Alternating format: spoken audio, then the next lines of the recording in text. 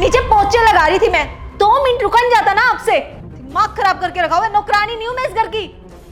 P लिया पानी, खा लो अपनी दवाई। अरे बहू,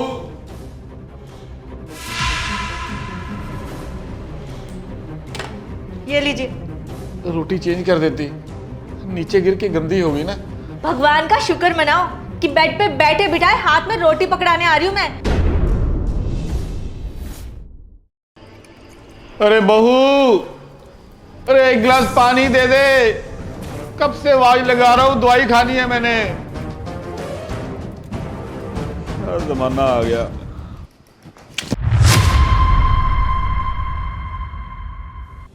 लो पी लो पानी।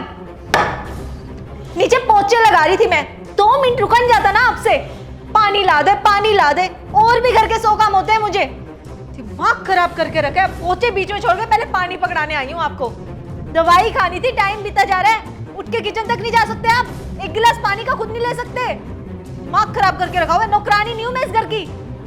पी लिया पानी, खा लो अपनी दवाई। अरे बहू, अरे बहू सुन तो सही। अरे मुझ में हिम्मत होती तो तेरे को क्यों आवाज लगाता। एक तो बीमार, ऊपर से मुंह पे ठंडा पानी मार गई। आजकल के बच्चों को तो बुजुर्गों की कदर ही नहीं है। अब बूढ़े जाए तो कहां जाए।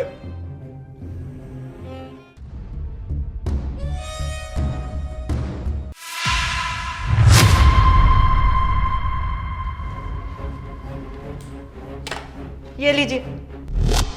अरे बेटा, रोटी चेंज कर देती, नीचे गिर के गंदी हो गई ना। तो नीचे कौन सा गंद गिरा हुआ है? रोज सुबह सफाई करती हूँ मैं, रखी तो हुई है काम वाली घर पे। कोई गंदगी नहीं है नीचे, बिल्कुल साफ पड़ी है रोटी। भगवान का शुक्र मनाओ कि बेड पे बैठे बिठाए हाथ में रोटी पकड़ाने आ रही हूँ मैं। मेहनत तो कुछ करनी नहीं होती, बस दिन रात ऑर्डर करते रहो। बहू चाय ला दे, बहू पानी ला दे, बहू रोटी दे दे, बहू चाय ठंडी होगी। अरे बेटा, फिर मुझ में ताकत होती तो अपने छोटे मोटे काम मैं खुद ही ना कर लेता। अब क्या इस उम्र में अपने बच्चों से थोड़ी बहुत अपनी सेवा की आस नहीं रख सकता? अच्छा, अभी सेवा कम हो रही है आपकी? दिन रात आपकी सेवा में ही खड़ी रहती हूँ। एक काम करती हूँ, यही साइड में खड़ी हो जाती हूँ। जब जो आप बोलोगे ना वही करूंगी सिर्फ। और भी काम है मुझे घर के।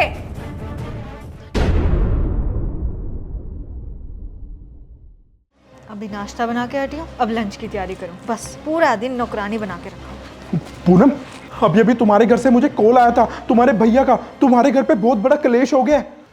क्या क्या बोल रहे हो? क्या हुआ? तुम्हें तो पता ही है कि तुम्हारे पापा कितने दिनों से बीमार चल रहे हैं। तुम्हारी भाभी ना उन्हें सही टाइम पे दवा देती थी, ना उन्हें सही टाइम पे खाना देती थी। बस इसी बात का तुम्हारे भैया को पता चल गया और इसी बात को लेकर दोनों के बीच में झगड़ा हो गया। सही किया भाई ने, बिल्कुल। अब पापा की इतनी उम्र हो गई है, इस उम्र में थोड़ी सेवा तो मांगेंगे ना वो। अगर टाइम पे खाना नहीं दे सकती, टाइम पे दवाई नहीं दे सकती, तो किस नाम की बहू है वो पापा की? सही किया भाई ने, बिल्कुल सही अकल ठिकाने लगा दी भाभी की। थोड़ी बहुत सेवा तो करनी पड़ती है ना बुजुर्गों की। अच्छा, तो तुम्हें पता है कि इस उम्र में बुजुर्गों की सेवा करनी चाहिए? हाँ। तो क्या तुम अपने ससुर की भी ऐसे सेवा करती हो? उन्हें सही टाइम पे दवा देती हो, उन्हें सही टाइम पे खाना देती हो?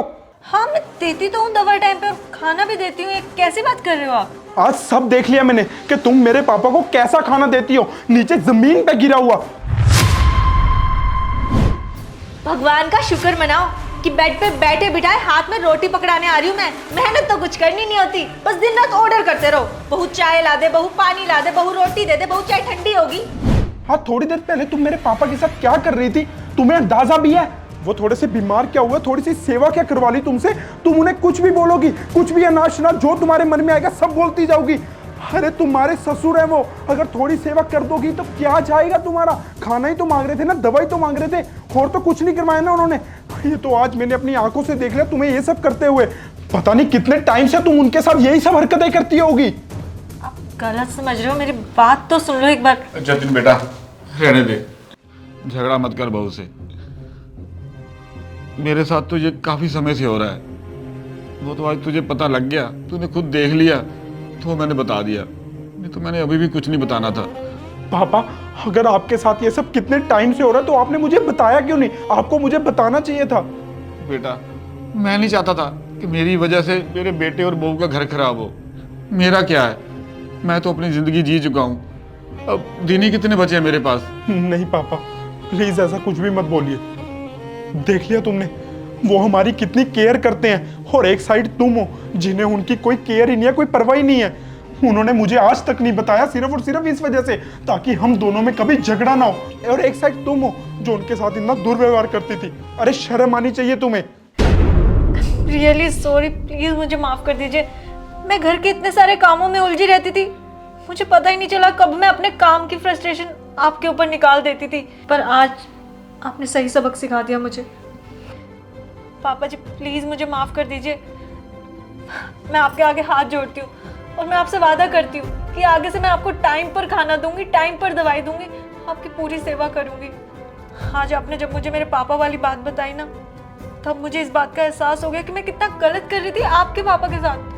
आज जब मुझे पता चला कि मेरी भाभी मेरे पापा के साथ ऐसा बिहेव कर रही है, तो मुझसे बिल्कुल बर्दाश्त नहीं हुआ।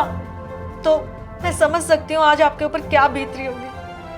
प्लीज मुझे माफ कर दीजिए।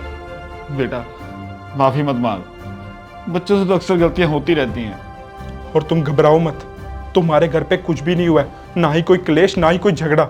ये सिर्फ और सिर्फ मैंने एक छोटा सा नाटक किया था तुम्हें एहसास करवाने के लिए, तुम्हें अपने पापा की अहमियत बताने के लिए।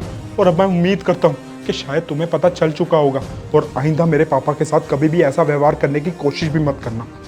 आई प्रॉमिस, कभी भी नहीं। जीते रहो मेरे बच्चों, सदा खुश रहो।